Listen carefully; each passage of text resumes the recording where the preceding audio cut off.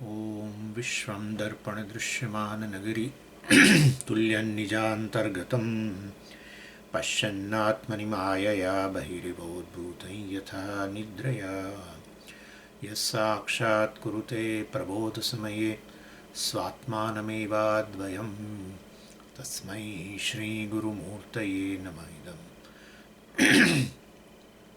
श्रीदक्षिणामूर्तये बीजस्यान्तरिवाङ्कुरो जगदिदं प्राङ्निर्विकल्पं पुनः मायाकल्पितदेशकालकलना वैचित्रचित्रीकृतं मायावीव विजृम्भयत्यपि महायोगी वयस्वेच्छया तस्मै श्रीगुरुमूर्तये नमः इदं श्रीदक्षिणामूर्तये तस्मै श्रीगुरुमूर्तये नमः इदं श्रीदक्षिणामूर्तये। ॐ सहना भवतु सहनौ भुनक्तु सह वीर्यङ्करवावहै तेजस्विनावधीतमस्तु मा विद्विषावहै। ॐ शान्तिः शान्तिः शान्तिः। सदाशिवसमारम्भां शङ्कराचार्यमध्यमाम् अस्मदाचार्यपर्यन्तां वन्दे गुरुपरम्पराम्। ओम 207 श्लोक। आनंद प्रतिबिंबित चुंबित तनुर्वृत्तिस्तमोजृंभिता स्यादानंदमयः प्रियादिगुणकस्वेष्टार्थलाभोदयः पुण्यस्यानुभवे विभाति कृतिनामानन्दरूपः स्वयं सर्वो नन्दति यत्र साधु तनुभृन्मात्रः प्रयत्नं विना। એટલે આ ત્રણ શ્લોકો જે છે 207, 8 અને 9 એમાં શંકરાચાર્યજી આનંદમય કોષની વાત કરે છે. છેવટનો કોષ પંચકોષ વિવેક ચાલી રહ્યો છે ને એની અંદર આગળ 4 કોષની ચર્ચા થઈ ગઈ. વિજ્ઞાનમય કોષમાં તો ઘણી વિસ્તારથી ચર્ચા થઈ. વિજ્ઞાનમય કોષ એટલે અહંકાર, એટલે ત્યાં અહંકાર આત્માનો વિવેક બતાવી દીધો. આમ તો પાછો ફરી વિવેક આવશે જ. આ પંચકોષની ચર્ચા પતશે એટલે પંચકોષ વિલક્ષણ આત્માનું વર્ણન થશે, પણ ત્યાં પણ ચર્ચા કરવામાં આવી. અને અહીંયા હવે આ આનંદમય કોષ બહુ વિલક્ષણ સરસ રીતે આનું એક જ આ શ્લોકની અંદર કેટલું બધું સુંદર વર્ણન આનંદમય કોષનું કરે છે. આનંદમય કોષ વિશે સામાન્ય રીતે ઘણી પેલી એ રહેલી હોય છે આ ગૂંચવણ, એટલે એ જરૂરી છે કે એની ચર્ચા થવી જોઈએ. અને કહે છે અહીંયા આનંદમય કોષ છે શું છે તે કે વૃત્તિ છે. એટલે વૃત્તિ એટલે અંતઃકરણનું એક અવસ્થા. અને કેવી અવસ્થા તો કે ડોર્મન્ટ એટલે સુષુપ્ત અવસ્થા. અંતઃકરણની કોઈ પ્રવૃત્તિ નહીં, અંતઃકરણ શાંત બની ગયું. એટલે અને ત્યારે વાસ્તવની અંદર જે એટલે અંતઃકરણની આ પ્રકારની અવસ્થા જે છે એને અહીંયા વૃત્તિના રૂપમાં કહેવામાં આવે છે. આનંદ પ્રતિબિંબિત ચુંબિત તનુ વૃત્તિ, એટલે આનંદ પ્રતિબિંબિત ચુંબિત તનુ એટલે આ વૃત્તિ જે છે જેનું શરીર એટલે જેનું સ્વરૂપ વાસ્તવની અંદર શું છે? આનંદ પ્રતિબિંબ. આનંદ પ્રતિબિંબ જેનું શરીર છે, અર્થાત આનંદ પ્રતિબિંબ જેનું સ્વરૂપ છે, આનંદ નહીં, આનંદ પ્રતિબિંબ જેનું સ્વરૂપ છે એવી અંતઃકરણની અવસ્થાને આનંદમય કોષ કહેવામાં આવે છે. ચુંબિત એટલે એનાથી યુક્ત. તો ચુંબિત એટલે જે ચુંબન, પણ અહીંયા ચુંબિતનો અર્થ છે એનાથી જે યુક્ત છે.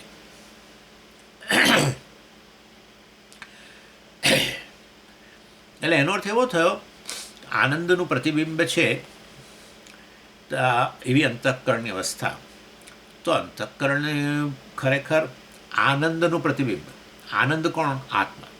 આત્માનું પ્રતિબિંબ જ્યાં પડે છે, આત્માનું પ્રતિબિંબ તો વાસ્તવમાં સતત છે જ, એટલે કારણે તો અહંકાર ને બધું છે. પરંતુ એ પ્રતિબિંબ સ્પષ્ટ થાય છે, સ્પષ્ટ હોય છે. એટલે કે અંતઃકરણ શાંત થઈ ગયું હોય છે. અને એના કારણે વાસ્તવમાં આત્મા જે આનંદ સ્વરૂપ છે એનું પ્રતિબિંબ સ્પષ્ટ પડે છે. અને એના કારણે અંતઃકરણની અંદર આનંદનો અનુભવ હોય છે, એ પ્રકારે કહે છે. અર્થાત અન્ય સર્વ પ્રકારની ચિંતાઓ વગેરે જે છે એમાંથી મુક્ત બની ગયેલું.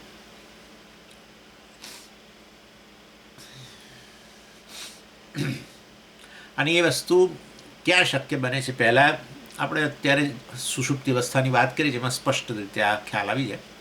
સુષુપ્તિ દરમિયાન જે છે વાસ્તવની અંદર કોઈ પ્રકારની ચિંતાઓ વગેરે આપણને સતાવતી નથી.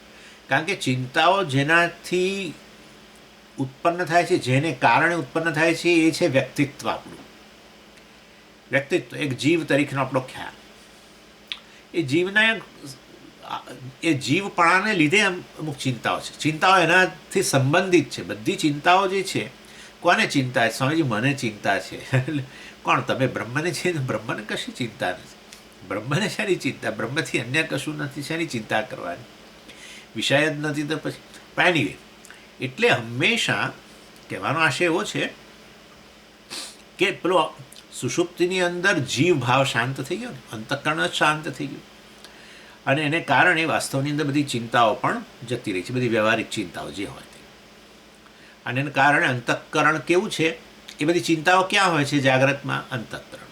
એને કારણે પેલું આનંદ જે પ્રતિબિંબ થાય છે એ વાસ્તવમાં કંઈ, કારણ કે ડહોળાઈ ગયેલું છે અંતઃકરણ.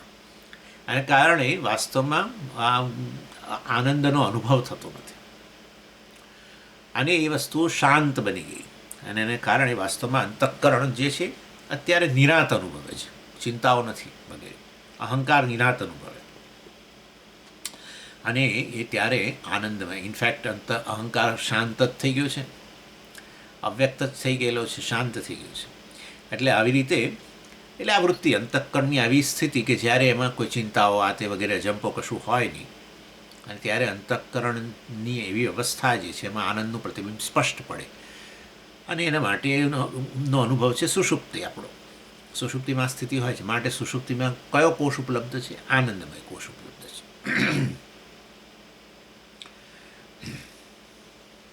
એટલે વૃત્તિ ખરેખર આનંદ સ્વરૂપ નથી. વૃત્તિમાં આનંદ પ્રતિબિંબિત થાય છે.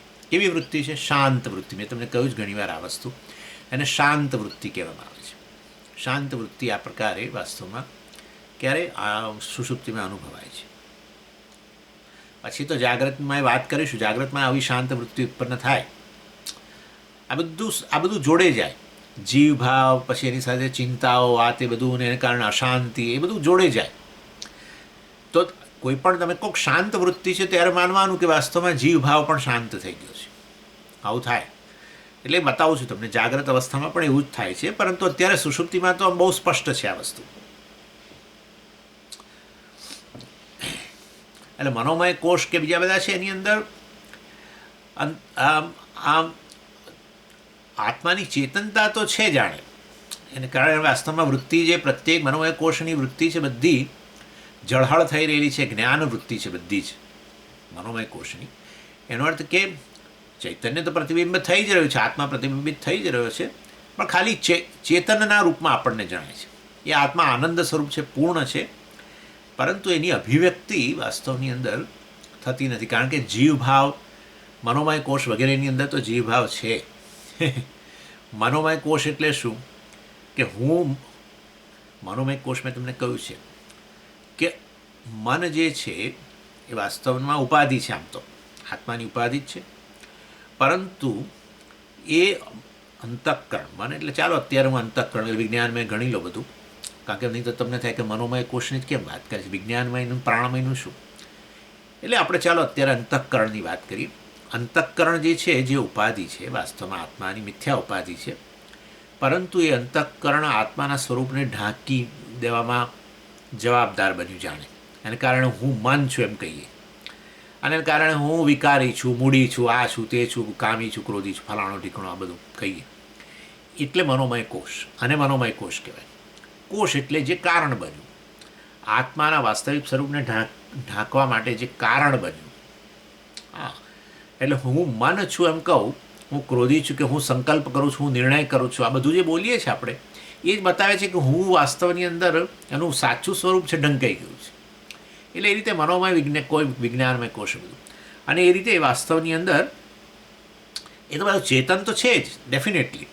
હું આ છું કહું ત્યારે ચેતન તો ખરું જ, પરંતુ વાસ્તવની અંદર હું પૂર્ણ છું એ વસ્તુ નથી. એ વસ્તુ ક્યાં શક્ય બને છે? જ્યારે આ વાસ્તવમાં અંતઃકરણ શાંત થઈ ગયું હોય.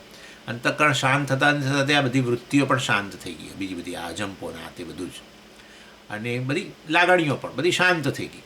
એટલે આવી મનની શાંત અવસ્થાની અંદર આત્માનું જે વાસ્તવિક શબ્દ પૂર્ણતા છે એ અભિવ્યક્ત થાય છે, આનંદ અભિવ્યક્ત થાય છે. અને માટે વાસ્તવમાં એને આનંદમય કોષ કહેવામાં આવે છે. આ રીતે આપણે સમજવાનું. એટલે અહીંયા આનંદના પ્રતિબિંબ ચુંબિત તનુ એટલે સ્વરૂપ. ઘણીવાર શબ્દ વપરાય છે વેદાંતની અંદર. તનુ એટલે આમ તો શરીર. આ આનંદ નું પ્રતિબિંબ જેનું શરીર છે એવી મનની અવસ્થા, એટલે એવું જેનું સ્વરૂપ છે. અને આજે આ વાસ્તવમાં કેવી રીતે ક્ષમાથી શેના કારણે ઉત્પન્ન થાય છે? તમો વિજૃંભિતા. તમઃ એટલે અજ્ઞાન, વિજૃંભિતા એટલે જન્યા. એ વાસ્તવમાં શેમાંથી ઉત્પન્ન થયેલું છે? આ પ્રકારે આનંદમય કોષ વગેરે આત્મા અજ્ઞાનને કારણે. આનંદ કહો તો પછી હવે આત્મજ્ઞાન રહ્યું જ નહીં ને. આનંદમય કહો ત્યારે પછી એનો અર્થ એવો થયો કે વાસ્તવમાં હજુ ઉપાધિ જે છે એને જ આત્મા કહીએ છીએ. એટલે અંતઃકરણ બધા આવું જ કહે છે. આપણે અંતઃકરણમાં સુખાકાર વૃત્તિ ઉત્પન્ન થાય ત્યારે જ આપણે હું કહું કે આનંદમાં છું, નહીં તો કહીએ જ નહીં ને. એનો અર્થ એવો થયો કે વાસ્તવની અંદર એ તો જે અનુભવનો આનંદ છે એ જ આપણા માટે આનંદ છે, બાકી આપણા માટે આનંદ નથી, એવું આપણને લાગે. એટલે એનો અર્થ એવો થયો કે આત્મા જ્ઞાન રહેલું તો છે જ, આત્મા જ્ઞાનમાંથી જ ઉત્પન્ન થયેલું છે. તમો વિજૃંભિતા, તમો જન્યા વૃત્તિ. આ વૃત્તિ છે એટલે પેલું સ્ત્રીલિંગ વાપર્યું છે. તમો વિજૃંભિત નથી કહ્યું, તમો વિજૃંભિતા. એટલે આ વૃત્તિ જે છે, આ અંતઃકરણની આવી અવસ્થા જે છે એ આત્મજ્ઞાનમાંથી ઉત્પન્ન થયેલી છે, જેમાં આત્માનું પ્રતિબિંબ રહેલું છે. તો આત્મજ્ઞાન એટલે શું? અરે ભાઈ, હું તો આનંદ સ્વરૂપ છું. અંતઃકરણની અંદર શાંત વૃત્તિમાં હું પ્રતિબિંબિત થઉં છું ખાલી, જેને સમગ્ર જગતના લોકો આનંદના અનુભવ કહે છે. વાસ્તવમાં ખરેખર હું તો આનંદ સ્વરૂપ છું, બરાબર ને? પૂર્ણ છું. હું પૂર્ણ છું એ ખ્યાલથી જે તમને જે આનંદ જન્મે ને એ આનંદ જુદી જ વસ્તુ છે. હું પૂર્ણ છું એ ન ખબર હોય તો પછી આ અંતઃકરણમાં જે પણ કારણસર, ઊંઘને કારણે કે જે પણ કારણસર આનંદ જન્મે એને જ તમે આત્મા કહો. હું આનંદમાં છું એમ કહો. હું બહુ ખુશ છું, હું ખુશ છું, હું તો એટલો બધો ખુશ છું અત્યારે કે જે ના પૂછો વાત. આવું બધું બોલીએ ને, ખુશ છું. હા, સારું છે, સારું છે. ના, આનંદમાં છું. અરે એટલો ખુશ છું. જો આ બધો વિકાર આવી ગયો. સ્વરૂપમાં કોઈ દિવસ વિકાર હોય જ નહીં. આત્મા તો નિર્વિકાર છે. પૂર્ણતામાં વિકાર કેવી રીતે હોય? પૂર્ણમાં વિકાર એટલે અપૂર્ણ બનવું, વળી પાછું પૂર્ણ બનવું. તો પછી એવું સ્વરૂપ જ નથી. તો પૂર્ણ વસ્તુ છે એમાં વધારોય ના થાય ને ઘટાડોય ના થાય, કોઈ વિકાર જ ના આવે. અર્થાત આ પ્રકારની સ્પષ્ટ સમજ કે હું પૂર્ણ છું એને કારણે એ અહમને કેન્દ્રિત કરીને જે તમારામાં સંતોષ કે આનંદ જન્મે એ સ્વરૂપ આનંદ, એ આત્માનંદ કહેવાય. આ છે આનંદમય કોષ કહેવાય. એ અંતઃકરણની અવસ્થા છે. બહુ જ ખ્યાલ રાખજો. આપણે સામાન્ય રીતે આનંદની વાત કરીએ ત્યારે આ જ આવીને ઊભું રહેતું હોય છે. સ્વામીજી, આત્મા આનંદ સ્વરૂપ હોય તો મને તો કંઈ સતત આનંદનો અનુભવ થતો નથી. તો હું આનંદ સ્વરૂપ હોય તો મને આનંદનો અનુભવ કેમ સતત થતો નથી? એટલે પેલા અનુભવ આનંદને જ સ્વરૂપ આનંદ કહે છે. એ ગરબડ થાય છે, બહુ મોટી ગરબડ થાય. પેલું તો જ્ઞાનમાંથી જન્મેલું છે કે હું અપૂર્ણ છું જ નહીં, અધૂરો છું જ નહીં, મારું મૃત્યુ છે જ નહીં, આ છું જ નહીં, તે નથી, પુણ્ય પાપ મારા છે જ. આ બધાથી જે તમને જન્મે એ તો સ્વરૂપ આનંદ છે. એમાં કોઈ વિષયનો અનુભવ થયો અને એમાંથી અત્યારે જન્મ્યો આનંદ એવું નથી. અને આ સ્પષ્ટ હોય તો તમે આનંદ સ્વરૂપ જ થઈ ગયા ને. આવી સ્પષ્ટતા હોય તો તમે અત્યારે મને સ્પષ્ટ છે કે હું તો એક મનુષ્ય છું, તો કેટલું સ્પષ્ટ છે કે હું ઊણો છું, કેટલું બહુ સ્પષ્ટ છે. ઉઠ્યો ત્યારથી જ ફરિયાદો શરૂ થાય છે આપણે તો. મન ફરિયાદ કોઈને કરવાની જરૂર નથી, નહીં તો લોકો કંઈક બી સવાર પડી ત્યારે તો સવારથી જ શરૂ કર્યું એમ કે. એટલે આપણે અંદરને અંદર ચાલુ થઈ જાય, પણ અંદરને અંદર. હા, એટલે સમજો આ વસ્તુ આત્માનંદ અને આ આનંદમય કોષમાં બહુ સમજે. આ કોઈ દિવસ આવું બને જ નહીં, આનંદમાં સતત રહે જ નહીં. ભાઈ આનંદમાં જ રહે. જ્યારે જ્યારે તમને સંતોષ જન્મે ત્યારે આનંદ થાય છે, જ્યારે જ્યારે સંતોષનો અડકાર આવે છે ત્યારે આનંદ થાય છે. અરે હું તો કહું છું, સારું ખાઈને તમારી ભાવતી વસ્તુ ખાધી હોય ને તમે ઈચ્છો એટલું તમને આપવામાં આવે, પછી તમે કેવો સંતોષ. પાછું એના ઉપર સરસ મજાનું પાન ખાઈને બેસે, જે પાન આપણને ભાવતું હોય એ ખાઈને પછી પલાઠી મારીને બેસે, ત્યારે એને પૂછવાનું કેમ છે, મજા છે, બહુ મજા આવી. એટલે આ પણ આ સંતોષ પેલું વિષયના અનુભવમાંથી આવ્યો, એટલે ટકતો નથી. કારણ કે આપણા સ્વરૂપનું જ્ઞાન જ નથી. પણ આપણે સમજતા નથી કે આનંદ હંમેશા પેલા પૂર્ણતાનો અડકાર, સંતોષનો અડકાર છે. એ આપણે નથી સમજતા. કે એટલે અહમમાં અત્યારે હું અધૂરો નથી એવું લાગે, આવું જમ્યા પછી હું અધૂરો નથી, મારે જે જોઈતું મળી ગયું, એ શાંત વૃત્તિ જ થઈ ને, શાંત થઈ ગઈ. જ્યારે આવું હોય ને ત્યારે ઘડીક માટે પેલી બધી ફરિયાદોનું લિસ્ટ હોય ને બાજુ એ ફરિયાદોનું લિસ્ટ કોની સાથે સંલગ્ન હતું? પેલા જીવભાવ સાથે હતું. આ શાંત થઈ ગઈ અત્યારે, કારણ પેલું ઈચ્છાનો વિષય પ્રાપ્ત થઈ ગયો ને. ઈચ્છા જે છે રજોગુણ. ચાલો હમણાં હું બધી વાત કરું છું, કારણ કે આમાં તો કેટલું બધું કહેવાનું છે. આટલા હું આના પાછળ જાણે હું પડી ગયો છું, એનું કારણ કે થોડો ઘણો પણ અણસાર જો આ વસ્તુનો તમને હશે ને, તમારા જીવનમાં આનંદ જ આનંદ રહેશે. વૈરાગ્યના અભાવની અંદર મુશ્કેલીઓ છે. રાગ દ્વેષ અર્થાત અનેક ઈચ્છાઓ મનની અંદર જ્યારે બધી હોય, ઈચ્છાઓ પૂરી ન થાય એની ચિંતા, ઈચ્છાઓ પૂરી થશે કે નહીં એનો અજંપો, પૂરી નહીં કરનારાની સામે ક્રોધ, બધું આ બધું ખદબદ ચાલ્યા જ કરતું હોય છે. એને કારણે જીવનમાં આનંદ નથી. ખાલી આવું વચ્ચે ક્યાંક આવું મળી જાય, કોઈ વિષય પ્રાપ્ત થઈ જાય ઈચ્છિત વિષય, ત્યારે પાછી જરા શાંત થઈ જાય વળે. એટલે એ વખતે આપણને બહુ આનંદ. એ તો પોતાનું જ સ્વરૂપ છે. એનીવે, એટલે તમો વિજૃંભિતા અજ્ઞાનમાંથી જન્મેલી છે આ વૃત્તિ. આવી મનની અવસ્થા જે છે જેમાં આત્માનું પ્રતિબિંબ છે રહેલું છે.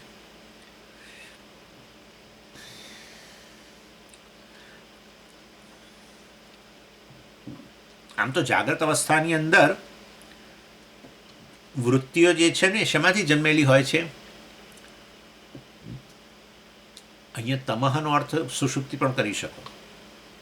સુષુપ્તિમાં તમોગુણની પ્રધાનતા છે. કેમ તમોગુણની પ્રધાનતા છે? જો એ વખતે અંતઃકરણ બહુ સ્પષ્ટ છે.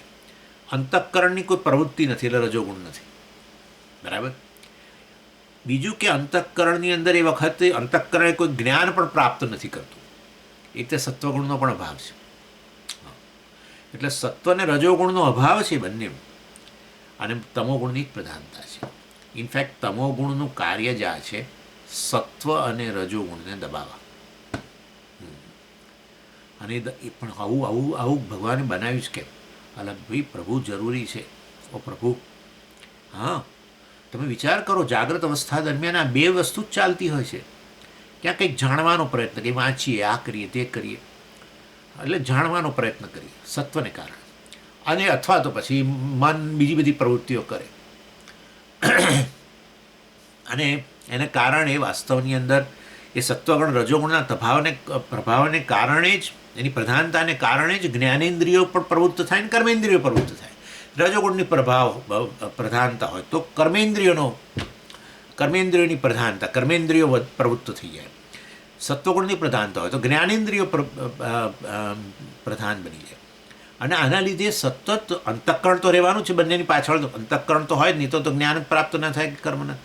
એટલે અંતઃકરણ સહિત ઇન્દ્રિયો બધી પ્રવૃત્તિશીલ રહે જાગ્રત કાળે. પછી રેસ્ટ તો જોઈએ ને, પણ હા સતત પ્રવૃત્તિ કરે અને કારણે થાકે, પરંતુ એ તો કરતી રહે. એટલે પછી ભગવાને આ તમોગુણ ઉત્પન્ન કરેલો છે. તમોગુણ એટલે આ તમોગુણ પ્રધાન બને. એનો અર્થ કે પેલી બંને વસ્તુ સસ્પેન્ડ થઈ જાય. અને જ્યારે અંતઃકરણ, કર્મેન્દ્રિયો અને જ્ઞાનેન્દ્રિયો બધી વાસ્તવમાં પ્રવૃત્તિમાંથી મુક્ત થાય ને તો આપણે કહીએ છીએ કે સુષુપ્તિ એટલે તમોગુણની પ્રધાનતા છે. સુષુપ્તિની અંદર આ કોઈ પ્રવૃત્તિ નથી, ઇન્દ્રિયો તમારી પ્રવૃત્તિ નથી, અંતઃકરણ પ્રવૃત્તિ નથી, બધાની પ્રવૃત્તિ થંભી ગઈ છે. અને એટલા કારણે જ વળી તમે જ્યારે જાગો ત્યારે તમે કહો છો હું ફ્રેશ છું હવે કામ કરવા માટે, વાંચવા માટે, ફલાણા માટે. એટલે એનો અર્થ કે જરૂરી હતું જ. એટલે તમોગુણને ખરાબ નહીં માનતા. ઇનફેક્ટ જે લોકોનો તમોગુણ પ્રવૃત્તિશીલ નથી થતો અને રજોગુણ પ્રવૃત્ત રહે છે એ લોકોની સ્થિતિ બહુ ખરાબ છે. હું જાણું છું એવા કેટલાક લોકો બહુ ખરાબ ઊંઘ લાવવા માટે પ્રયત્ન કરે છે, સખત પ્રયત્ન કરે છે, પણ અનકોન્શિયસમાં એવી કોઈ ઘટના બનેલી છે, એનો પ્રભાવ પડી ગયો છે, બહુ ખરાબ ઘટનાઓ બની હોય જીવનની અંદર, તો પછી એ વસ્તુ તમારા અનકોન્શિયસમાંથી જાય નહીં અને કોન્શિયસ માઇન્ડને સતત એ હેરાન કર્યા કરે, મતલબ કે એને ક્રિયાશીલ જ રાખે. અને એને કારણે પેલો તમો ગુણ પ્રધાન જ ન થાય. રજોગુણની મોટે ભાગે રજોગુણ, સત્વગુણ હોય તો બહુ સારું, પણ રજોગુણની જ પ્રધાનતા હોય.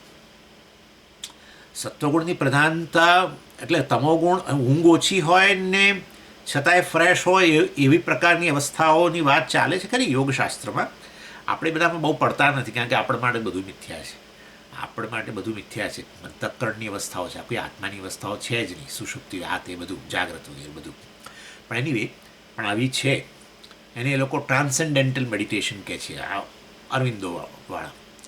એટલે એવા પ્રકારનું ધ્યાન કે જેને કારણે છેવટે તમને 1 કલાકની ઊંઘ મળી હોય તો પણ તમે જાગો તો ફ્રેશ હોવ. આવું પણ એવું બહુ ઓછું. ઇન શોર્ટ કહેવાનો આશય એ છે કે જ્યારે તમોગુણ પ્રધાન નથી થતો એનો મુખ્ય જવાબદાર અંશ 3માંથી રજોગુણ જ એક્ટિવ હોય છે. રજોગુણની એક્ટિવિટી એટલે અજંપો, ઈચ્છાઓ, અજંપો, ચિંતાઓ. રજોગુણ એટલે ઈચ્છા, અને ઈચ્છા જે પૂરી નથી થઈ એ પૂરી થશે કે નહીં એની ચિંતા, પૂરી થશે કે નહીં એનો અજંપો, પૂરી નહીં કરનારાને મનની અંદર લાવો વારે વારે. આ માણસના લીધે મારી ઈચ્છાઓ પૂરી નથી થતી, આ લીધે નથી થતું, અને કારણે ક્રોધ ને બહુ ઈચ્છા પૂરી, આ મારે ઈચ્છા પૂરી કરવી છે પણ બીજો મારી સાથે હરીફાઈમાં છે, ઈર્ષા, આ તે બધું. ઈચ્છા એનું મૂળ છે. એટલે ઈચ્છા એ રજોગુણ, એટલે રજોગુણ જ પ્રવૃત્ત હોય. જો ઊંઘ ના આવતી હોય તો રખે માનતા કે સમજી સત્વગુણ બહુ પ્રવૃત્ત છે, એવું હતું તો બહુ સારું, તો બહુ સારું કહેવાય, પણ મહદઅંશે નથી હોતું. 99.99999% જો તમોગુણ પ્રવૃત્ત નથી થઈ શકતો તો રજોગુણની એટલું બધું પ્રાબલ્ય છે કે તમોગુણને પ્રવૃત્ત જ નથી થવા દેતો. ચિંતાઓ વગેરેને કારણે, અજંપોને કારણે, કોઈ પ્રકારની દુઃખની લાગણીને કારણે નથી. ક્યારેક કશું કોઈ જીવનમાં ઘટના બની હોય તો દુઃખ ઉત્પન્ન થાય તો એ ઊંઘ ના આવે. એટલે એ બધું, આ બધું રજોગુણ. દુઃખ શાને કારણે? દુઃખ કેમ જન્મ્યું? કારણ કે પેલી ઈચ્છા પૂરી ન થઈ, એને કારણે પેઇન છે. ઈચ્છાનો વિષય હોય જતો રહ્યો, ઈચ્છાનો વિષય છે મળ્યો નહીં, છેવટે બધું આ જ આવીને ઊભું રહે છે રજોગુણ. એટલે સમજી ફલાણી વ્યક્તિને તો કશુંક આવું બન્યું ને જીવનમાં એટલે હવે એને ઊંઘ જ નથી આવતી. બરાબર છે, પણ એટલે એ રજોગુણ બન્યું કારણ કે એની ઈચ્છા હતી કે આ વસ્તુ રહે અને વસ્તુ ન થઈ. આવું તો બધું બનતું હોય છે. ઈચ્છાનો વિષય તમારાથી દૂર જતો રહે, ઈચ્છાનો વિષય આવે જ નહીં, બહુ ઈચ્છો તો પણ નજીક ના આવે, વગેરે વગેરે વગેરે. ઇન શોર્ટ રજોગુણ બહુ ખરાબ. ખરાબ એટલે એ રજોગુણને કારણે બધી પ્રવૃત્તિ થાય છે અને સારું છે, એને કારણે શરીર, મન, બધી વસ્તુઓ સરસ કામ કરે છે અને જરૂરી છે. પ્રવૃત્તિ વગર આ બધું મેં તમને કહ્યું હતું ને, આ પ્રકૃતિના ગુણોમાં રજોગુણનું કાર્ય છે કે પ્રવૃત્તિશીલ રાખીને તમને સ્વસ્થ રાખે. જો શરીર પ્રવૃત્તિશીલ ન હોય, આ લોકો કહે છે કે જે લોકો 60 વર્ષ પછી ચાલવા જવાનું બંધ કરી દેતા હોય છે, બિલકુલ શરીરને કોઈ કસરત નથી કરતા, એ લોકોનું આયુષ્ય ઘટી જાય છે. જે લોકો ચાલતા રહે એટલે મતલબ કે પ્રવૃત્તિશીલ રહે તો એ લોકોનું આયુષ્ય વધારે હોય છે. સાચું ખોટું ખબર નહીં, પરંતુ એટલું તો નક્કી જ છે, શરીર યાત્રા આપી છે તે ન પ્રસિદ્ધિ. બરાબર છે. ભગવાને કહ્યું જ કે જો તું આ બિલકુલ કામ કરવાનું છોડી દઈશ તો શરીર યાત્રા આપી છે ને, એટલે શરીરની યાત્રા નહીં ચાલુ થાય રહે. અને આપણે જોઈએ છીએ વ્યક્તિઓ ખાટલામાં પડે, બિચારા કોઈ પથારીવશ થઈ જતા હોય છે, પછી એમનું આયુષ્ય નથી લાંબુ રહેતું. અનેક પ્રકારના રોગો પણ ઉત્પન્ન થાય, ડાયાબિટીસથી માંડી બધું. ચાલો, ઇન શોર્ટ, તમો વિજૃંભિતા અહીંયા તો તમોગુણમાંથી જન્મેલું છે, મતલબ કે સુષુપ્તિ અવસ્થાની અંદર આ વૃત્તિ કે આ પ્રકારની મનની સ્થિતિ છે, આનંદમય કોષની પ્રધાનતા છે. જાગ્રત અવસ્થાની અંદર તમોગુણ અને રજોગુણ, એટલે અમને એમાં રજોગુણની પ્રધાનતા જાગ્રત અવસ્થામાં. તમોગુણ તો એટલે અજ્ઞાન તો છે જ, હવે એ તો જાણે, એ તો છે જ, તો ખરું જ ને. જાગ્રત અવસ્થાની અંદર હું કહું કે હું જાગ્રત પુરુષ છું, કયું પતી ગયું, એટલે તમોગુણ અજ્ઞાન તો થઈ જ ગયું નક્કી. એનીવે, એટલે જાગ્રત સ્વપ્નની અંદર રજોગુણની પ્રધાનતા અને તમોગુણ જે છે એ બેકગ્રાઉન્ડમાં રહે, અને સુષુપ્તિની અંદર તમોગુણની પ્રધાનતા, રજોગુણ ગૌણ બની જાય. પણ સ્વામીજી, જાગ્રત સ્વપ્નની અંદર રજોગુણની પ્રધાનતા છે કેવી રીતે ખબર પડે? તમારા વિશેના નિર્ણયો તમે સતત કરતા જ રહો. ત્યાં હું પુરુષ છું, જાગ્રત અવસ્થા, હું સ્ત્રી છું, જાગ્રત અવસ્થા.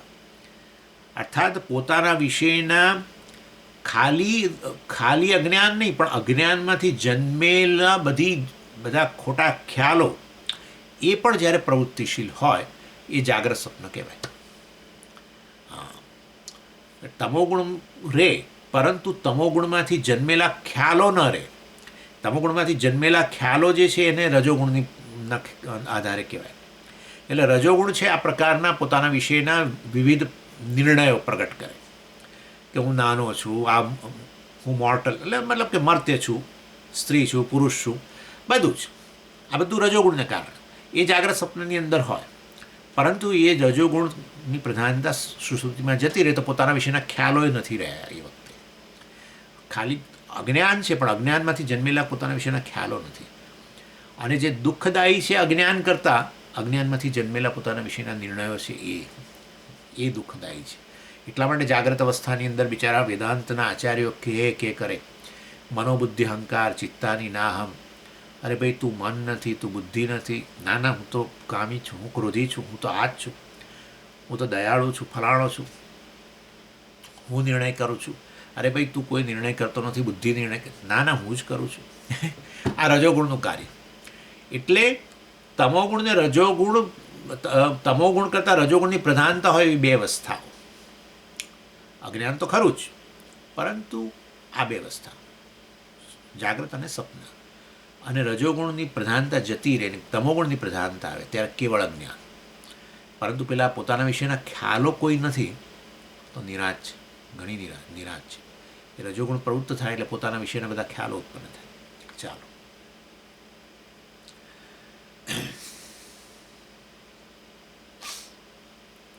એટલે આ તમો વિજૃંભિતા વૃત્તિ, સુષુપ્તિની અંદર આ તમો વિજૃંભિતા અજ્ઞાનમાંથી જન્મેલી વૃત્તિ અંતઃકરણની સ્થિતિ છે.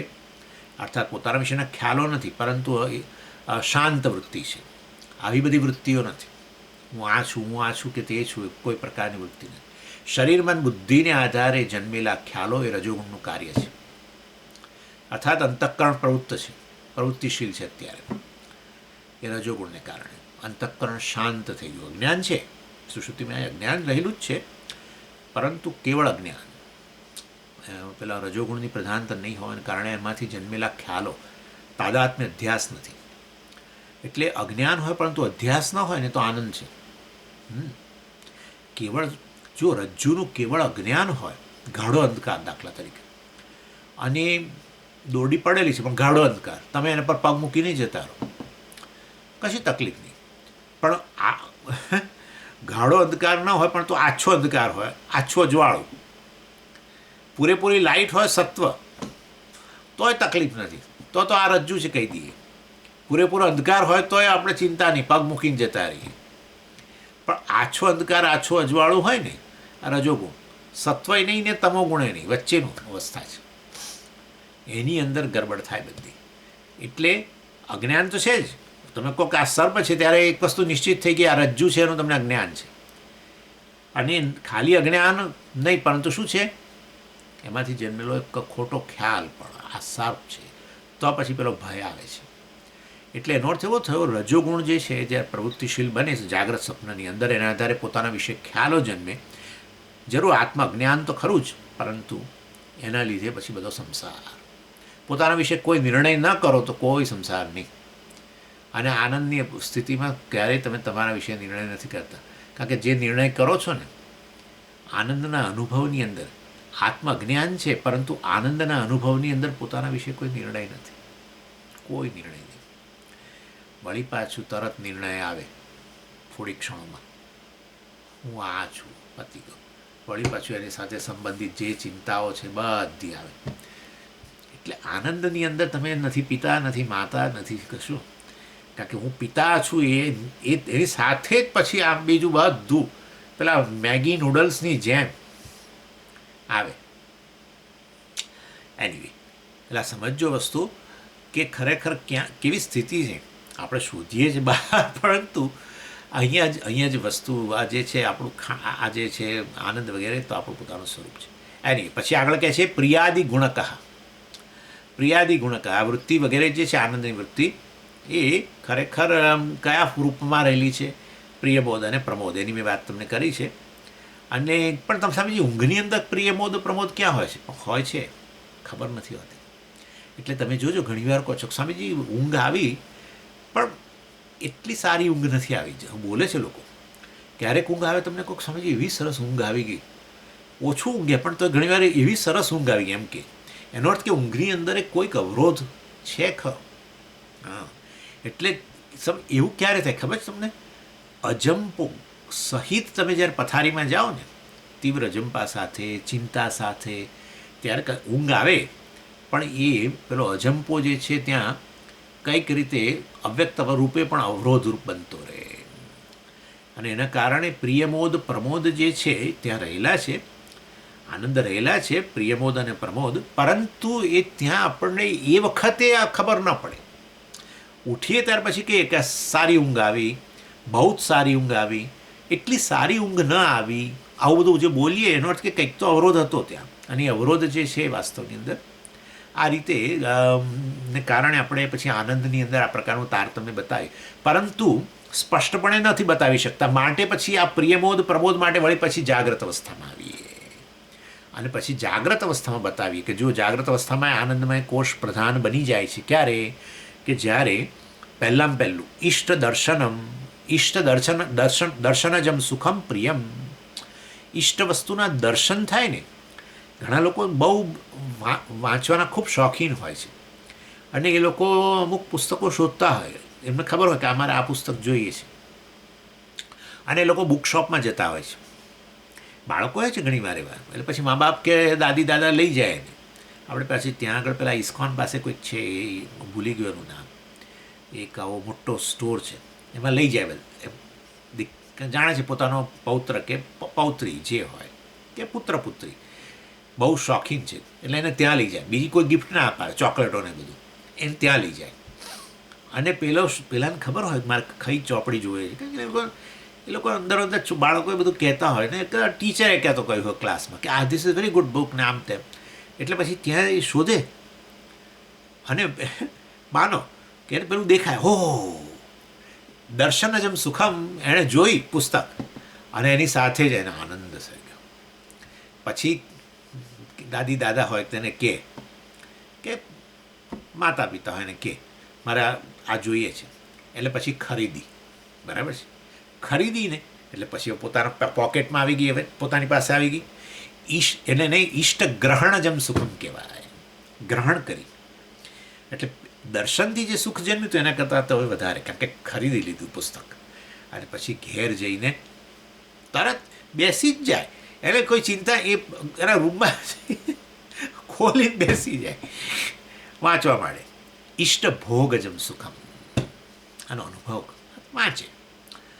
એટલે પ્રમોદ. આ રીતે વાસ્તવની અંદર આ રીતે જાગ્રત અવસ્થાની અંદર આપણે બતાવી શકીએ. આનંદમય કોષ જાગ્રત અવસ્થામાં પ્રિયમોદ પ્રમોદના રૂપમાં પ્રિયાદિ ગુણક કહ્યું. પ્રિયાદિ આદિપદાર્થ મોદ અને પ્રમોદ. આ બીજું ઉદાહરણ આપું. કોઈક વ્યક્તિને આ બધું વાંચવા કરવાનું સમજ મને બહુ ગમે નહીં. મને તો છે ને સ્વામીજી સારા ડ્રેસ પહેરવાનો બહુ ગમે. લોકોને કપડાનો શોખ હોય છે. એ કપડાનો શોખવાળા આવી રીતે કપડાં કોઈ પર્ટિક્યુલર કલર એ લોકોને ગમતો હોય, પર્ટિક્યુલર ડિઝાઇન ક્લોથની ગમતી હોય, અને એવું જો ક્યાંક શોધતા હોય બધું અને એમાં મળી જાય, દર્શન થાય એટલે સુખ જન્મે, ખરીદે વધારે સુખ જન્મે, અને પછી પહેરે બહુ જ સુખ જન્મે. આવી રીતે અનેક દીકરો આવવાનો હોય, અમેરિકાથી હું કરતો હોઉં છું ઘણી વાર, અમેરિકા દીકરો આવવાનો હોય, તમે એને એરપોર્ટ લેવા જાઓ ને, અને પ્લેન આવે ને એને તમે આમ જુઓ, પેલી ફેન્સિંગની આ બાજુ રહીને જુઓ કે આ દીકરો નીકળ્યો બાપેમાંથી બહાર. ઘણી વાર પ્લેન દૂર ઊભું રાખે ને એ લોકો, એટલે તો ઉતરે એટલે એને દર્શનથી સુખ જન્મે. પછી પેલા એમાં થઈને બહાર આવવાનો હોય અંદર એરાઇવલમાં, એટલે પછી ત્યાં આમ જુએ કે હા હવે નજીક આવ્યા વધારે, એટલે એનું ગ્રહણ થયું જાણે, વધારે જ આનંદ જન્મે. અને આવીને ભેટે ભોગજમ સુખમ, એ ભોગ એટલે એ ભેટવું, હા હા હા, કેટલો બધો આનંદ. એટલે આ રીતે જાગ્રત અવસ્થાની અંદર આપણે આ બતાવી શકીએ છીએ. સુષુપ્તિમાંય છે, અને સુષુપ્તિમાં આપણે આ રીતે બોલીએ. સુષુપ્તિમાં આવું ના બોલીએ સુષુપ્તિ દરમિયાન, ઓહો હો હો અત્યારે બહુ જ આનંદ છે, એવું સુષુપ્તિમાં ના બોલીએ. પરંતુ જાગ્યા પછી આવું બોલતા હોય છે કે બહુ જ સારી ઊંઘ આવી, સારી ઊંઘ આવી, એટલી સારી ઊંઘ ન આવી, વગેરે વગેરે. એનો અર્થ કે ત્યાં પણ પ્રિય મોદ પ્રમોદ, કારણ કે ઊંઘની અંદર આનંદ તો રહેલો જ છે, એ આપણે વાત ચાલે જ છે, પરંતુ આ રીતે અવરોધ. ઇષ્ટ દર્શનજમ સુખમ પ્રિયમ, ઇષ્ટ ગ્રહણજમ સુખમ, જમ એટલે એમાંથી જન્મેલું, ઇષ્ટ ગ્રહણજમ સુખમ મોદ, ઇષ્ટ ભોગજમ સુખમ પ્રમોદ. એ રીતે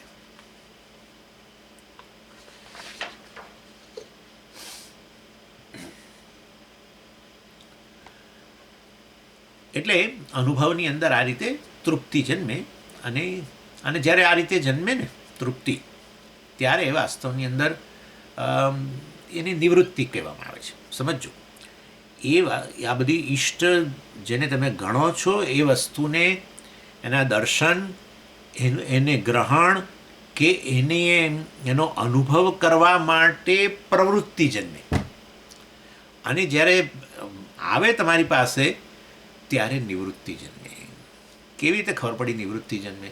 તમે જોજો, મને તમને આશ્ચર્ય નથી થતું કે હવે વ્યક્તિ આવ્યો, બરાબર, પેલો તમારો દીકરો જેને રાહ જોતા હતા એ આવ્યો, એના દર્શન થયા, અને એને ગ્રહણ એટલે નજીક આવતો વધારે આનંદ, અને ભેટ્યો, તો ભેટ્યો ત્યારે તમારે આંખો બંધ કરવાની ક્યાં જરૂર છે? આંખો બંધ કરી દે.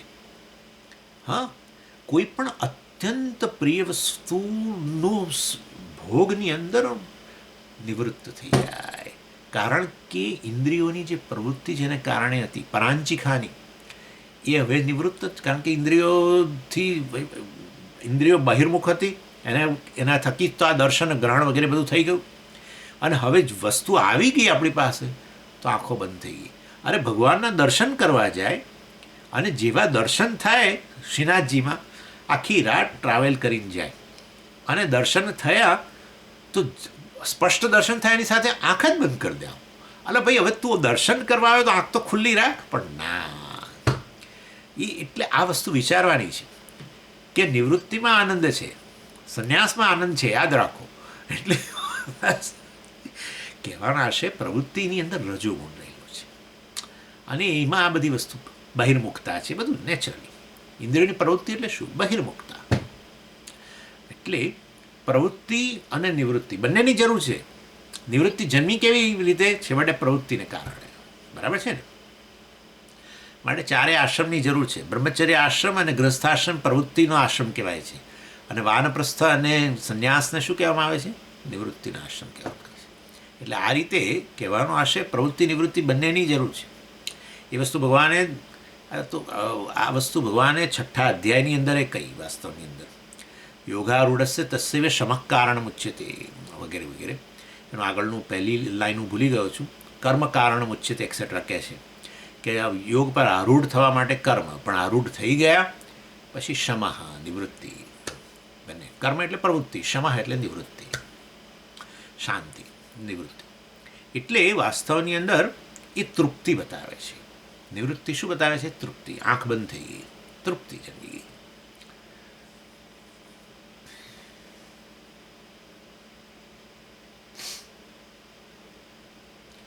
અને અહીંયા મેં જે પેલું કહ્યું ને, ઈષ્ટ ગ્રહણજમ સુખમ, એના સંદર્ભમાં એક નાની વાત કરી દઉં. ગ્રહણજમ એટલે ગ્રહણ શબ્દ આવે એટલે આપણે ગ્રહણ શબ્દથી પરિચિત છીએ, પણ ગ્રહણનો અર્થ પેલું સૂર્યગ્રહણ ને ચંદ્રગ્રહણ, પણ એની અંદર પણ ગ્રહણ છે. ગ્રહણ એટલે એને ગ્રહણ કરવું, પકડવું જે છે ને. સૂર્યગ્રહણની અંદર આ શબ્દ આપણા માટે અંગ્રેજી શબ્દની આપણે ચિંતા નથી, જે લોકો ઇક્લિપ્સ વગેરે, પણ આપણે જે ગ્રહણ શબ્દ વાપરીએ છીએ ને એ ખરેખર પકડવાના અર્થમાં છે. ગ્રહણનો અર્થ ગળી જવું, પકડવું એમ. સૂર્યગ્રહણમાં એવું કહેવામાં આવે છે કે રાહુ સૂર્યને ગળી જાય છે. રાહુ જે છે ને એ વાસ્તવની અંદર છાયાગ્રહ છે. છાયાગ્રહ કેવળ છાયા છે, અને એ વસ્તુ હકીકત જ છે. વિચારો, આપણે આ વસ્તુ વર્ષો પહેલાં કહી ગયા છીએ, હજારો વર્ષો પહેલાં, કે આ રાહુ નામનો છાયાગ્રહ સૂર્યને ગળી જાય છે, અર્થાત સૂર્યને છાયા ગળી જાય છે, એનો અર્થ એવો થયો ને. અને હકીકત જ છે, હકીકત જ છે. સૂર્યગ્રહણ એટલે શું? સૂર્યગ્રહણ તમે જાણો જ છો કે સૂર્ય અને આપણી વચ્ચે, પૃથ્વી વચ્ચે ચંદ્ર આવી જાય. ચંદ્ર આવી જાય એટલે આપણે કહીએ જાણે કે ચંદ્રનો પડછાયો. ચંદ્રનો પડછાયો શેના પર પડ્યો? પૃથ્વી પર પડ્યો. એટલે ચંદ્રનો પડછાયો પૃથ્વી પર પડ્યો, એના કારણે તમે પેલા સૂર્યના દર્શન નથી કરી શકતા. એટલે જાણે કે આ છાયાએ, ચંદ્રની છાયાએ સૂર્યગણને ગળી રહ્યો છે. અને એ છાયા માટે આપણે એક નવું નામ આપ્યું, રાહુ. એટલે રાહુ જે છે એ વાસ્તવમાં આ બધાને બહુ ખરાબ ગ્રહો ગણવામાં આવે છે. રાહુ કેતુ, સ્વામીજી તમારા જન્માક્ષરમાં ફલાણા સ્થાનમાં રાહુ પડ્યો છે. આવું બધું, કારણ કે આવો સૂર્ય જેવાને ગળી જાય, આવું ગળી જનાર એટલે આપણે તો બોલો રાક્ષસો જ મનમાં ગળી જનારા. એટલે ગ્રહણમનો અર્થ ત્યાં પણ એ જ છે, પકડવું, ગળવું વગેરે. એટલે અહીંયા ગ્રહણજમ સુખમ, એને પકડવું, અર્થાત એનું હાથમાં લીધું, ખરીદ્યું, પુસ્તક ખરીદ્યું, પકડ્યું, એને દર્શન કર્યા, પછી ખરીદ્યું, પકડી લીધું, અને પછી એનો અનુભવ કર્યો, વાંચ્યું પુસ્તક વગેરે. ચાલો. અને એટલે પ્રમોદ વૃત્તિ એવી થઈ, એનો અર્થ એવો થયો કે જેમાં અંતઃકરણની એવી અવસ્થા કે જે પૂરેપૂરું શાંત થઈ ગયું છે, કોઈ અવરોધ જ નથી. લેશ માત્ર રજોગુણની પ્રવૃત્તિ નથી, લેશ માત્ર નહીં. અજંપો, ચિંતા, લેશ માત્ર નહીં. એટલે મેં તમને કહ્યું કે અજંપા સાથે તમે સુવા જાઓ ત્યારે એ અજંપોએ હજુ અવ્યક્ત અવસ્થામાં નડી રહેલો છે. એટલે અંતઃકરણને પૂરેપૂરું શાંત કરતું નથી, એને કારણે પૂરેપૂરો આનંદ અનુભવાતો નથી. કારણ કે થોડા ઘણા અંશે પણ જાણે રજોગુણ પ્રવૃત્ત છે. અને જ્યારે કેટલીક વાર એવું બને કે બસ તમે જે ધાર્યું હોય કામ થઈ ગયું હોય, જેની ઘણા વખતથી ચિંતા હતી, અને પછી જ્યારે ઊંઘ આવે ત્યારે તમે જોજો, એકદમ બરાબર છે ને. એનો અર્થ કે એ અંતઃકરણ કેવું બની ગયું છે? ડીપેસ્ટ રિલેક્સ કહીએ ને આપણા, ડીપેસ્ટ, એકદમ શાંત થઈ ગયું છે. લેશ માત્ર રજોગુણ નહીં. રજોગુણની એટલે તમે સમજી ગયા છો, ચિંતા, જંપો, કઈ ઈચ્છાઓ સર્વમાંથી નિવૃત્ત થઈ ગઈ. પછી શું કહે છે આગળ? શ્રેષ્ઠાર્થ લાભો. આ બધું પેલું આનંદમયની બધી વ્યાખ્યા કરે છે. પ્રિયાદિ ગુણકમ. પછી આગળ પેલું આપણે જોઈ ગયા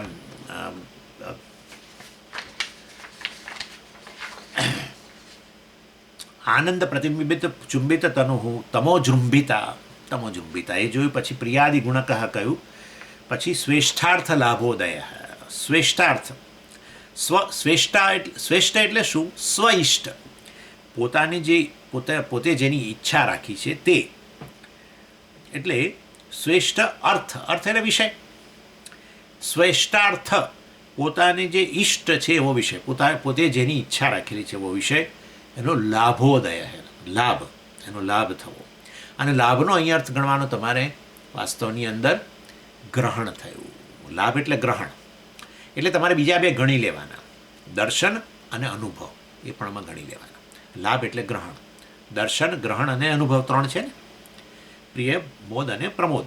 હવે અહીંયા ખાલી લાભ કહ્યું એટલે તમારે બીજા બે ગણી જ લેવાના. શ્રેષ્ઠાર્થ લાભોદય, ઉદય એટલે એના ઉદયને કારણે, એટલે વાસ્તવમાં પોતે જેની અત્યંત ઈચ્છા રાખેલી છે એવા ઈષ્ટ વિષયના લાભના ઉદયને કારણે આનંદમય જે છે, આનંદ જે આ પ્રકારે અભિવ્યક્ત થાય છે. અને પછી આગળ કહે છે પુણ્યસ્ય અનુભવે વિભાતી. જુઓ, આ બધું ઈષ્ટ અર્થ દર્શન ગ્રહણ અનુભવ જે છે એનું મૂળ કારણ શું? આપણી પ્રવૃત્તિ છે એને કારણે, ઇન્દ્રિયોની પ્રવૃત્તિ છે એને કારણે, ઇન્દ્રિયોની જ પ્રવૃત્તિ નહીં, અંતઃકરણની પ્રવૃત્તિ, એના માટે કર્મ પણ કરીએ ઈષ્ટ વસ્તુના પ્રાપ્તિ માટે. આ બધાને કારણે પ્રાપ્ત થઈ જાય છે. અને પછી આનંદમય કોષ મળે કે એના કારણે આવી પ્રકારની મનની સ્થિતિ આવે છે જેમાં આનંદનું પ્રતિબિંબ પડે છે. નાના પુણ્યસ્ય અનુભવે, એટલે વાસ્તવમાં આનું મૂળ કારણ તો છે પુણ્ય. અર્થાત આપણી પ્રવૃત્તિ તો છે જ. પ્રવૃત્તિ ન હોય તો ક્યાં ઈષ્ટ વસ્તુનું ઈચ્છા હોય પણ આપણે કશી પ્રવૃત્તિ જ નથી કરતા એના માટે, તો કે થોડું તમને મળે. એટલે નહીં સુપ્તસ્ય સિંહસ્ય મૂર્ખે પ્રવિશંતિ મૃગાહ. આ સૂતેલો છે આ સિંહ, એના ખુલ્લા મોહની અંદર આપોઆપ જ હરણો પ્રવેશી જાય એવું થોડું છે. એટલે પ્રવૃત્તિ તો કરે છે, પણ પ્રવૃત્તિ કરે તો મળે જ એવું નહીં, કંઈક બીજો ફેક્ટર પણ કામ કરે છે, અને એ છે ઈશ્વરનો અનુગ્રહ અથવા તો કહો પુણ્ય.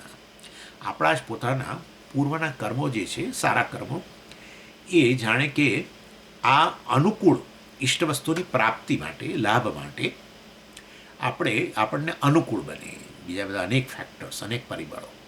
એટલે આપણો તો પ્રયત્ન ખરો જ, પણ બીજા પરિબળો પણ અનુકૂળ બને અને તો પછી ઈષ્ટ વસ્તુ પ્રાપ્ત થાય. ઈષ્ટ વસ્તુ પ્રાપ્ત થાય, ઈષ્ટ કરતાં ઈષ્ટમાં તમે જેટલું ઈચ્છ્યું તો એના કરતાં વધુ એ પ્રાપ્ત થઈ જાય, આવું એ બને. ઈચ્છ્યું એટલું પ્રાપ્ત થાય, એ એટલું પણ ખરું. એટલે પુણ્યસ્ય અનુભવે વિભાતી, એટલે પુણ્યના અનુભવને કારણે પુણ્ય જોઈએ, ઈશ્વરનો અનુગ્રહ જોઈએ, ઇન શોર્ટ. એટલે આવું થાય છે ઘણીવાર.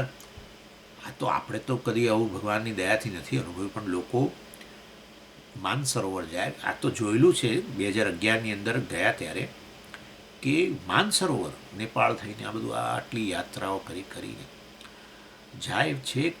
અને હવે કૈલાસની પરિક્રમાનો સમય આવી ગયો. માનસરોવર તો થઈ ગયું, પરિક્રમાના સ્નાને કર્યું, ચાલો બરાબર.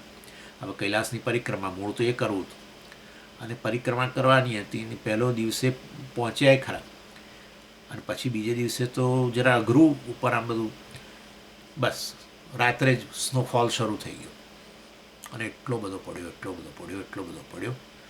પેલા લોકોએ કહ્યું કે હવે હમણાં હવે આ ખોલી શકાયો નથી એ રૂટ પ્રદક્ષિણા માટે. છે તકલીફવાળો જ છે, એ બીજા દિવસનું બધું છે જરા બહુ જ તકલીફવાળું છે. એટલે તો જવાય એવું જ નહોતું. ત્યાંથી જ પાછા, અને પાછા જાય ત્યારે એ બેંગ્લોરનું ગ્રુપ હતું, મને બરાબર યાદ છે. કેટલા બધા લોકો હતા, 125 લોકો. બધા પાછા ગયા ને રડતા પાછા ગયા. કારણ કે જે મૂળ ઈશ્વરની પરિક્રમા, રાઈટ, કૈલાસ એટલે તો લિંગ ગણાય છે, ઈશ્વર જ સાક્ષાત. એની પરિક્રમા પ્રદક્ષિણા ન કરી શક્યા.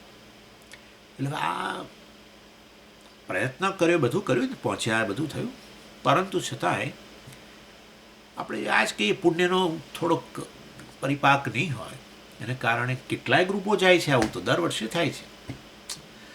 આપણે પેલા સોનલ માનસિંગ પેલા ડાન્સર હતા, એ પેલા રૂટ પર ગયા હતા, પેલા અલ્મોડા થઈને સીધું, અને ત્યાં પેલો એટલો બધો વરસાદ પડ્યો ને આખો પહાડ ધસી ગયો ને એ લોકો ત્યાં નીચે તળેટીની અંદર જ બધા ટેન્ટ નાખીને રહેતા હતા. એ ભારતના રસ્તે આપણા કૈલાસ જતા હતા, અમુક કિલોમીટર રોજ ચાલવાનું. અમુક પેલું છે પરથી નામ ભૂલી ગયો. એટલે વાસ્તવની અંદર બધા દબાઈ ગયા. એટલે કહેવાનો આશય એવો છે, આનંદનો અનુભવની અંદર આપણો પુરુષાર્થ તો છે, બધા એ લોકોએ ગયા જ આ બધું પુરુષાર્થ કર્યો જ, પણ છતાંય પુણ્ય ન હોય તો આનંદનો અનુભવ ન થાય, ઉપરથી કંઈ બીજું જ થાય. ચાલો, એનીવે, એટલે શંકરાચાર્યજી કહે છે આ આનંદમય કોષ છે એ શેના પર આધારિત છે ભાઈ? પુણ્ય. આપણા અર્થાત આનંદમય કોષની અભિવ્યક્તિ, આનંદની અભિવ્યક્તિ મતલબ ઇન શોર્ટ અનુભવ આનંદની, અથવા આનંદમય કોષની પ્રવૃત્તિ જે છે, આનંદમય કોષની પ્રધાનતા જે છે એ હેવીલી ખૂબ જ આધારિત રાખે છે શેના ઉપર? પોતાના પુણ્ય ઉપર. એટલે પુણ્યસ્ય અનુભવે વિભાતિ. વિભાતિ એટલે અભિનવ્યક્તિ, એટલે વાસ્તવમાં વ્યનક્તિ, એનો આવિર્ભાવ થવો એ પુણ્ય પર આધારિત છે.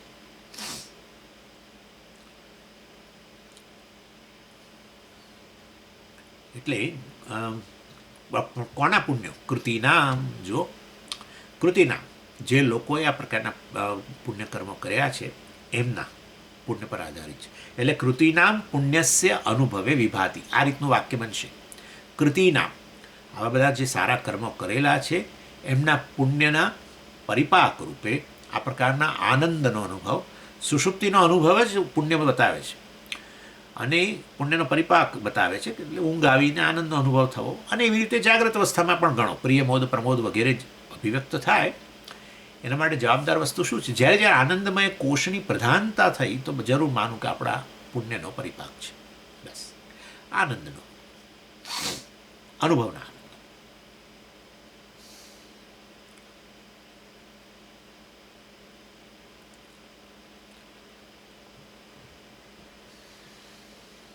પછી કહે છે સર્વ સ્વયં આનંદરૂપ, કૃતિનામ આનંદરૂપ સ્વયં સર્વ. એટલે આનંદમય કોષ જે છે એ બધા એની અંદર બધા કેવા થઈ જાય છે? આનંદમાં ગરકાવ થઈ જાય છે. એટલે એ અહીંયા કહે છે આનંદ રૂપ સ્વયં, એટલે પોતે આનંદની અંદર ગરકાવ થઈ જાય છે. સ્વયં સર્વ આનંદ રૂપ ભવતી, જાણે કે આનંદ સ્વરૂપ બની જાય છે. જાણે કે કેવું પડે, કારણ કે હજુ હું આનંદ સ્વરૂપ છું, ખબર નથી, બરાબર ને? એટલા માટે. અને આ વસ્તુ જોઈએ જ છે આપણે.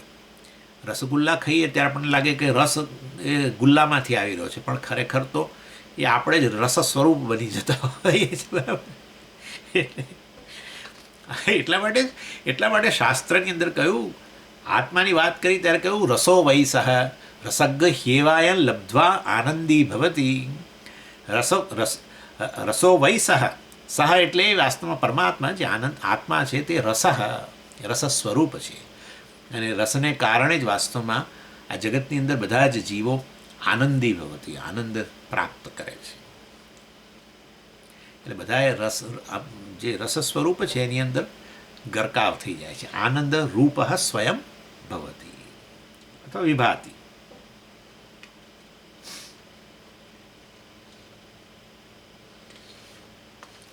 પછી કહે છે આગળ સાધુ નંદતી. સર્વ સાધુ નંદતી. સાધુ એટલે વાસ્તવની અંદર ટોટલી. નંદતી આનંદયતી, આનંદતી પણ કહી શકો. આ ઉપસર્ગ લગાડો કે ન લગાડો, નંદ અને આ વત્તા નંદ અર્થ એક જ છે, આનંદ થવો વગેરે. એટલે સાધુ નંદતી, સર્વ બધા, આમ તો સર્વ સાધુ નંદતી. સાધુ એટલે ટોટલી, એટલે બધા જ લોકો આનંદમય કોષમાં ગરકાવ થઈને પૂરેપૂરા આનંદનો અનુભવ કરે છે.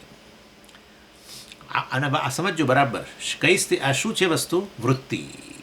વૃત્તિ એટલે શું? આ અંતઃકરણની આવી સ્થિતિ છે, અને એને કારણે આ કેવો આનંદ છે? વાસ્તવમાં કન્ડિશનલ છે.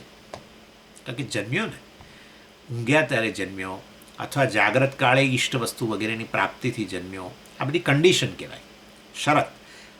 આવું હોય ત્યારે થાય. ઊંઘ આવે તો આનંદ આવે, અથવા જાગીએ ત્યારે આવો ઈષ્ટ વસ્તુ મળે, જાગીએ ત્યારે આવું ઈષ્ટ વસ્તુ મળે ત્યારે આવો આનંદ આવે એમ. એટલે આ બધો શરતી આનંદ છે એમ. અને માટે શરત ન રહે તો પછી જતો રહે. શરત આવે ત્યારે હોય, કન્ડિશન એ પ્રકારની હોય તો હોય, અને પછી જતી રહે કન્ડિશન તો જતો રહે. એટલે એરાઇવલ ને ડિપાર્ચર, અવર જવર કરનારો છે આ વસ્તુ કામ લાગશે આગળ આનંદ સ્વરૂપ આત્મા અને આનંદમય કોષની વચ્ચેનો વિભાગની અંદર. એટલે આત્માનંદ જે છે એ તો વાસ્તવની અંદર હું પૂર્ણ છું એ પ્રકારની સ્પષ્ટતામાંથી જન્મેલો આનંદ છે. હું સંતોષ સ્વરૂપ છું, પૂર્ણ છું, લેશ માત્ર ઉણપ નથી જીવનની અંદર, જેની ઉણપ ગણતો તો એ વસ્તુ એમાં હું જ છું. કામનાનો વિષય પણ સર્વાન કામાન સમશ્નુત ઇતિ, સર્વ કામનાના વિષયો હું જ છું. માટે મારે કામનાના વિષયો મારાથી ભિન્ન છે જ નહીં, જેથી કરીને મને એની ઉણપ રહે. ઉણપ ત્યારે જ જન્મે જ્યારે એ વસ્તુ મારી પાસે ન હોય તો ઉણપ લાગે ને. એટલે એ વાસ્તવની અંદર એ ઉણપ છે જ નહીં, પૂર્ણ છું. એટલે મૂળ વસ્તુ આ જ છે ભાઈ, સંતોષ જ જીવનની મુખ્ય વસ્તુ છે. અને એ સંતોષ માટેનો સારો આધાર જોઈએ. પછી આપણે કશું પ્રાપ્ત ન કરી શકતા હોઈએ અને એમ કે હું તો મને બહુ સંતોષ છે જેમાં છે એમાં, પણ એનું કારણ તમોગુણ પણ હોઈ શકે. શું તમોગુણ? કે હવે આપણે જાણીએ છીએ કે વસ્તુ મને મળતી નથી અને મેળવવા જાઉં છું ને નિરાશ થઉં છું, નિષ્ફળ બનું છું. એના કરતાં આપણે એમ જ કહો કે મને તો સંતોષ છે જેમાં છે. એ નહીં, આ તો સત્વગુણમાંથી, જ્ઞાનમાંથી જન્મેલો કે હું પૂર્ણ છું. ખરેખર એ પ્રકારની સ્પષ્ટતા હોય કે હું સંતોષ સ્વરૂપ છું, તો પછી વાસ્તવની અંદર ખરેખર એ તો એ પ્રકાર એને આનંદ સ્વરૂપ જ કહેવું જોઈએ. આ જ્ઞાની આનંદ સ્વરૂપ કહેવું જોઈએ. અજ્ઞાની આ રીતે અવર જવર કરનારો આનંદ પ્રાપ્ત કરે, અંતઃકરણની આવી સ્થિતિ પ્રાપ્ત કરે કે જેની અંદર રજોગુણ વગેરેની દબાઈ ગયેલો હોય. ભલે ને તમોગુણ હોય, કેવળ તમોગુણ હોય, અભિવ્યક્ત થાય તો સુષુપ્તિ. તમોગુણ અને રજોગુણ અભિવ્યક્ત થયેલા હોય, એમાં રજોગુણની પ્રધાનતા હોય એવી જાગ્રત અવસ્થાની અંદર રજોગુણ ટેમ્પરરી દબાઈ જાય. હા, હું જીવ છું, હું નાનો છું, ઊણો છું, પ્રારબ્ધને અધીન છું, મનુષ્ય છું, આ પ્રકારના બધા ખ્યાલો જે રજોગુણ મેં તમને કહ્યું એ ટેમ્પરરી દબાઈ જાય, ફેંકાઈ ગયા. જાણે અહમની માંથી બહાર ફેંકાઈ ગયા. અહમ રહ્યો, અહમ તો રહે જ ને, અહમ ક્યાં જાય? હું તો રહ્યો જ ને. કોઈ પણ અનુભવ હોય જાગ્રતનો, સારા ખોટા જે અનુભવ, હું તો ખરો જ ને. એટલે અહમ રહે, પણ પેલું આ રજોગુણનો જે પ્રભાવને કારણે જે છે એ દબાઈ જાય અથવા છૂટી જાય ટેમ્પરરી. ત્યારે અહમ કેવો પછી અનુભવો? પૂર્ણ. કોઈ ઈચ્છા નથી હોતી. તમે જુઓ આનંદ અનુભવ. એટલે જાગ્રત કાળે પણ વાસ્તવની અંદર આ રીતે રજોગુણ દબાઈ જાય. તમોગુણ છે નેચરલી, આત્મજ્ઞાન તો છે જ, પરંતુ પેલો વિક્ષેપ નથી. વિક્ષેપ જ વાસ્તવમાં વિક્ષેપ ઉત્પન્ન કરે છે, વિક્ષિપ્ત કરે છે આપણને. વિક્ષિપ્ત કરે છે. અજ્ઞાન નથી વિક્ષિપ્ત કરતું. આવરણ શક્તિ એટલું વિક્ષિપ્ત નથી કરતું જેટલું વિક્ષેપ. રજ્જુ પરનું આવરણ તમને એટલું બધું ડિસ્ટર્બ નથી કરતું, પરંતુ એમાંથી જન્મેલો વિક્ષેપ, જેને કહીએ ક્રિએશન કહીએ, પ્રોજેક્શન કહીએ, શું? સર્પ, આ સાપ છે, એ તકલીફ આપે છે. એટલા માટે સુષુપ્તિની અંદર આત્મજ્ઞાન, આપણે સમજીએ જ્ઞાનીઓને પછી તો આ એક પ્રશ્ન જોડે જોડે ચર્ચા કરી દો. જ્ઞાનીઓને સ્વામીજી તો ઊંઘમાં તો આ જ્ઞાન જ હોય છે ને, તો તમે તો કહો છો કે જ્ઞાની છે, અજ્ઞાન નિવૃત્ત થઈ ગયું, તો પછી ઊંઘમાં તો એને અજ્ઞાન તો હોય છે. એટલે જ્ઞાનીઓને અજ્ઞાન નથી હોતું ભાઈ. અને એ તો વાસ્તવની અંદર સુષુપ્તિની અંદર તો અંતઃકરણ લય પામી ગયેલું છે. જ્ઞાનીઓને આવું નથી હોતું કે હવે હું જીવ બની ગયો કેવું. અંતઃકરણ લય બની ગયું. અંતઃકરણ લય થવું કે જાગ્રત થવું એને જ્ઞાન સાથે મતલબ નથી. એકવાર જ્ઞાન જન્મી ગયું કે હું આ છું, પછી સુષુપ્તિની અંદર કેવળ અંતઃકરણ નિવૃત્ત થઈ જાય, તેથી પાછું અજ્ઞાન ના આવે. દાખલા તરીકે આ માની લો, ચાલો અત્યારે તમે મને જાણો છો, બરાબર છે. હવે તમે ઊંઘી ગયા, 2 કલાક 5 કલાક 10 કલાક ઊંઘી ગયા, પાછા જાગ્યા ત્યારે શું મારા વિશે અજ્ઞાન આવી ગયું? નથી આવતું. ચાલો તમારા વિશેની વાત કરો, હું મનુષ્ય છું, આ છું, તે છું. તમે આવું પ્રકારનું તમારો વિશેનું જ્ઞાન છે. ખોટું છે પણ છે આવું, કે હું ફલાણાનો પિતા છું, આ છું, કે 2 દીકરાનો પિતા છું, આમ તેમ જે પણ તમારા વિશેનો તમારો જે ખ્યાલ છે એ છે અત્યારે. અને તમે ઊંઘી ગયા, જાગો ત્યારે શું પાછું એ આખું અજ્ઞાન આવી ગયું? એને નથી. એટલે વાસ્તવમાં અંતઃકરણની લય દશા કે અંતઃકરણની જાગ્રત અવસ્થા સાથે જ્ઞાનને સંબંધ નથી. અંતઃકરણ જાગ્રત હોય ત્યારે જ્ઞાન થઈ જાય, પણ જો એકવાર જ્ઞાન થઈને અજ્ઞાન નિવૃત્ત થઈ ગયું, પછી એકવાર પછી પાછું અંતઃકરણ નિવૃત્ત થઈ જાય, સુષુપ્તિ આવે, તેથી પાછું અજ્ઞાન ના આવે. સમજી ગયા તમે?